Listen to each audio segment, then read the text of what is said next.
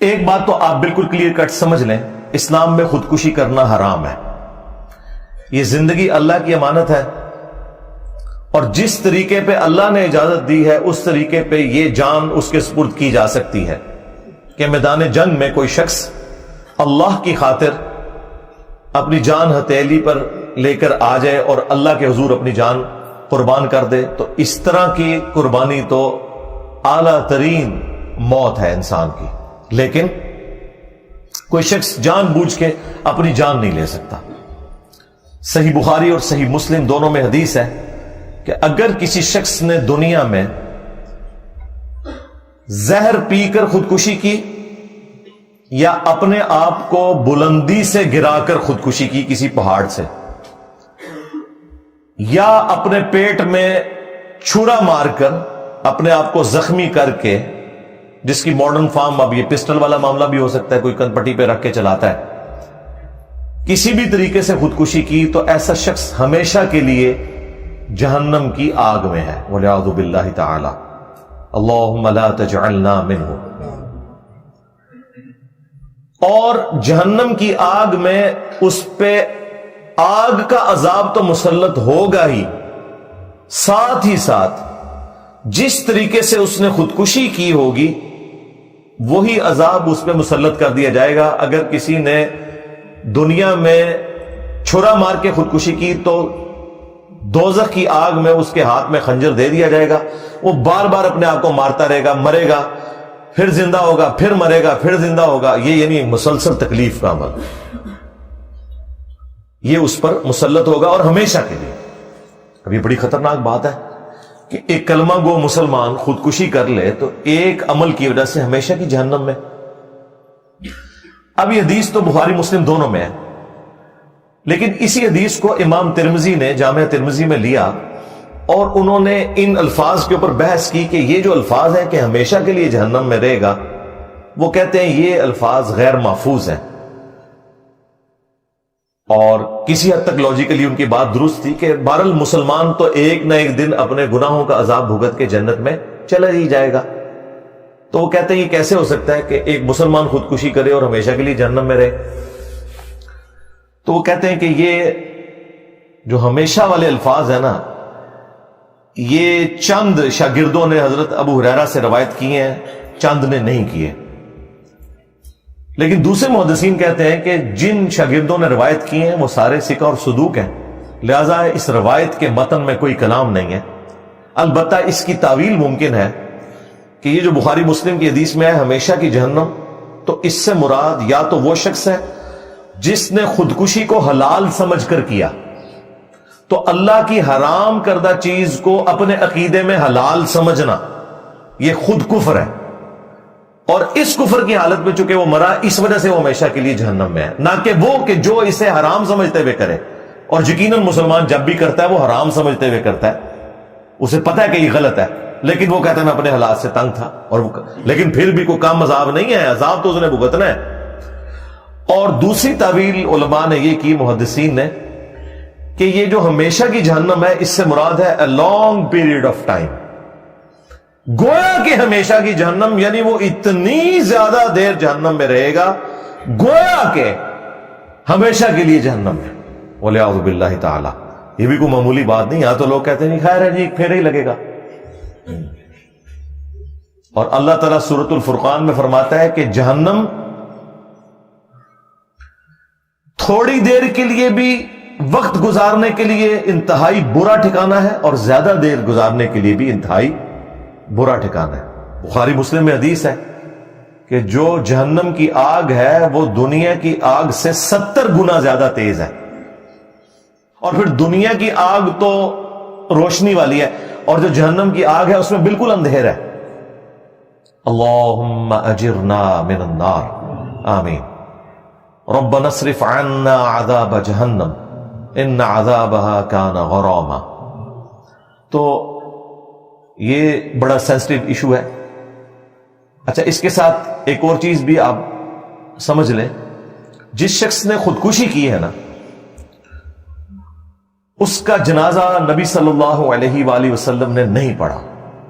صحیح مسلم میں حدیث ہے، ایک خودکشی والے کا جنازہ لایا گیا آپ علیہ السلام نے جنازہ نہیں پڑھا، البتہ صحابہ کو نہیں روکا تم پڑھ لو لیکن میں نہیں پڑھوں گا. اس کے پیچھے آپ کا ایک پروٹیسٹ تھا کہ اگر ایک ڈومیننٹ پرسنالٹی خودکشی والے کا جنازہ پڑھے گی تو اس کے عمل کو انڈورس کرنے کے مترادف ہے. لیکن چونکہ ہے کلمہ گو اہل قبلہ، لہذا جنازہ تو ہوگا، خودکشی والے کا کافر تو نہیں ہے، مسلمان ہے. تو صحابہ کرام کو اجازت دے دی کہ تم پڑھ لو لیکن میں نہیں پڑھوں گا. اس کے تحت جتنے بھی ڈومیننٹ لوگ ہیں، جو مذہبی پیشوا ہے، دین کی تبلیغ کرنے والے لوگ ہیں، ان کے لیے سنت یہی ہے کہ وہ کبھی بھی خودکشی والے کا جنازہ نہ پڑھے.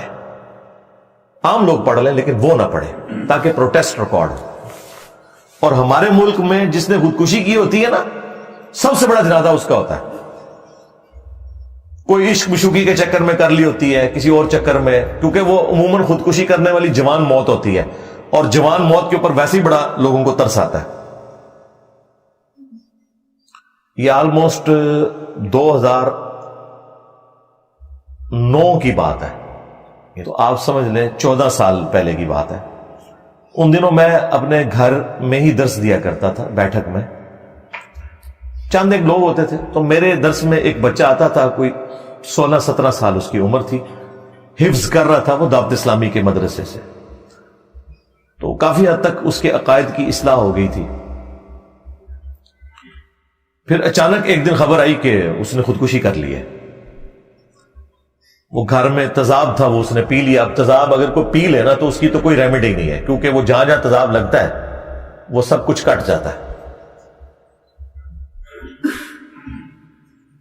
اب مجھے خبر ملی تو اب میرے لیے بڑا ایک امتحان تھا، چونکہ وہ اسٹوڈنٹ بھی تھا اور دوسری طرف اس نے یہ حرکت کی. جیلم کی تاریخ میں چند بڑے جنازوں میں سے، ہزاروں میں اس کا جنازہ تھا، وہ ایک بڑا جنازہ تھا، لیکن میں نے جنازہ نہیں پڑھا. اب بعد میں نے اس کے لیے دعائیں مغفرت کر دی، لیکن میں نے کہا کہ میں نے نبی صلی اللہ علیہ وآلہ وسلم کی سنت پہ عمل کرنا ہے کہ میں چونکہ دعوت و تبلیغ کا کام کر رہا ہوں تو مجھے یہ زیب نہیں دیتا کہ میں اس جنازے میں شامل ہوں. ہاں اس کے لیے دعائیں مغفرت کریں گے، بھائی ہے، اللہ تعالیٰ اس کی مغفرت کرے، اس کی غلطیوں سے درگزر فرمائے. جذبات میں آ کے اس نے یہ کیا. تو خودکشی والے کا جنازہ جو ڈومیننٹ لوگ ہیں، مذہب کی لیگیسی کو لے کے چل رہے ہیں، وہ کبھی بھی نہ پڑھے. نبی الاسلام نے تو ہمیں یہ تعلیم دی ہے. آپ صلی اللہ علیہ وآلہ وسلم تو مکروز کا بھی جنازہ نہیں پڑھتے تھے. صحیح مسلم میں حدیث ہے نا کہ شہید کا ہر گناہ معاف ہے، قرض شہید کا بھی معاف نہیں ہوتا. حالانکہ شہادت سے بڑا کیا رتبہ ہے، لیکن چونکہ قرض والا معاملہ حقوق العباد کا ہے، وہ معاف نہیں ہوتا. بخاری اور مسلم دونوں میں حدیث ہے، نبی صلی اللہ علیہ وآلہ وسلم کے پاس جب بھی مکروز کا جنازہ لایا جاتا، آپ پوچھتے اس پہ کوئی قرضہ تو نہیں ہے؟ اگر بتایا جاتا ہے قرضہ ہے تو آپ فرماتے کہ تم پڑھ لو، میں نہیں پڑھوں گا، پروٹیسٹ کے طور پر. یا تم میں سے کوئی اس کا قرض اتارنے کی ذمہ داری لے. تو اگر کوئی ذمہ داری لے لیتا تو آپ جنازہ پڑھا دیتے، ادروائز آپ نہیں پڑھاتے تھے. وہی لیگیسی آج تک چل رہی ہے نا. آپ نے دیکھا ہے کہ وہ جنازے کے موقع کے اوپر اناؤنسمنٹ ہوتی ہے کہ اس کے ساتھ کسی کا لین دین ہو تو فلاں سے ملے. یہ لادہ بات ہے، فلاں سے مل بھی لے پھر بھی قرضہ نہیں کرتے کہ لبا واپس.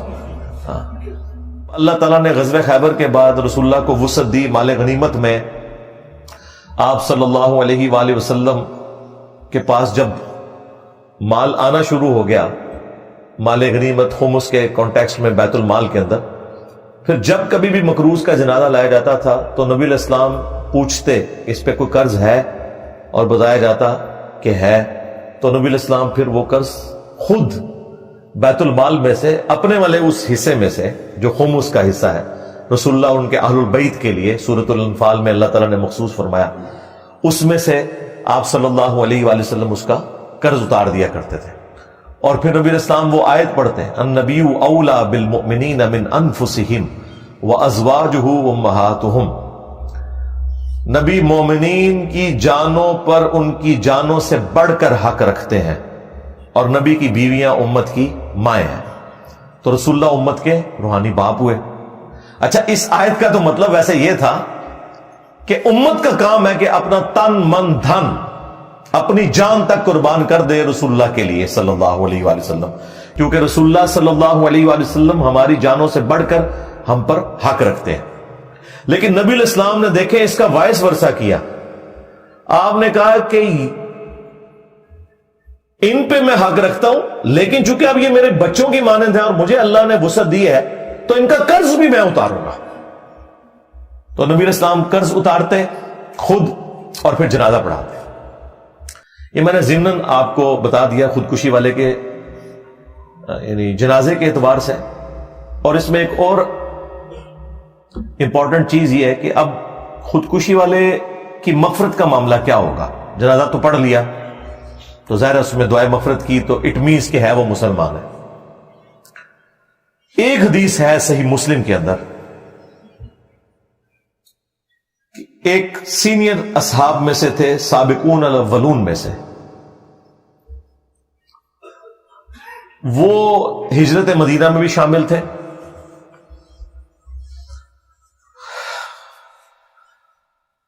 انہیں کوئی تکلیف تھی، اس تکلیف سے تنگ آ کر انہوں نے اپنے ہاتھ کی رگ کاٹ کے خودکشی کر لی۔ اب ظاہر ہے کہ ایک بہت بڑا انسیڈنٹ تھا، ایک مہاجر صحابی ہے، تو اس کے جو دوسرے ساتھی تھے جنہوں نے ان کے ساتھ ہجرت کی تھی، کچھ عرصے بعد انہوں نے خواب میں ان کو دیکھا تو پوچھا کہ تیرے ساتھ کیا معاملہ ہوا؟ انہوں نے کہا کہ مجھے اللہ تعالیٰ نے ہجرت کی برکت سے، نبی علیہ السلام کا ساتھ دینے کی برکت سے معاف کر دیا۔ البتہ اس نے وہ اپنا ہاتھ جو تھا نا وہ چھپا رکھا تھا۔ تو اس نے پوچھا کہ یہ کیا حالت ہے تیری؟ تو اس نے کہا کہ سوائے اس ہاتھ کے اس کو اللہ نے ٹھیک نہیں کیا، اور کہا کہ یہ تو نے خود خراب کیا تھا، اس وجہ سے یہ والا جو معاملہ ہے تیرے ساتھ جنت میں بھی رہے گا۔ اب نبی علیہ السلام کو جب انہوں نے خواب سنائی تو ظاہر ہے نبی علیہ السلام اس کی تعبیر بیان فرما رہے تھے اور آپ کو وحی کی تائید حاصل تھی۔ تو آپ علیہ السلام نے اس خواب کو سننے کے بعد کہا کہ اے اللہ اس کے ہاتھ کو بھی درست فرما دے۔ حضور نے دعا کر دی اس کے لیے۔ اچھا، اس سے یہ بھی چیز ثابت ہوگی کہ خودکشی والے کے لیے دعائے مغفرت بھی کی جا سکتی ہے۔ دوسرا کہ نبی کا صحابی ہو کر بھی، اتنا نیک انسان ہونے کے باوجود، ہجرت والوں میں شامل ہونے کے باوجود اگر وہ غلط کام کرتا ہے تو اللہ تعالیٰ کے ساتھ کسی کی کوئی رشتہ داری نہیں، اللہ تعالیٰ اس کے اوپر گرفت فرما سکتا ہے۔ اور تیسرا ہمارے نبی صلی اللہ علیہ وآلہ وسلم کی شفقت کہ آپ نے اس کے لیے دعا کی کہ اللہ تعالیٰ اس کے ہاتھ کو بھی درست کر دے۔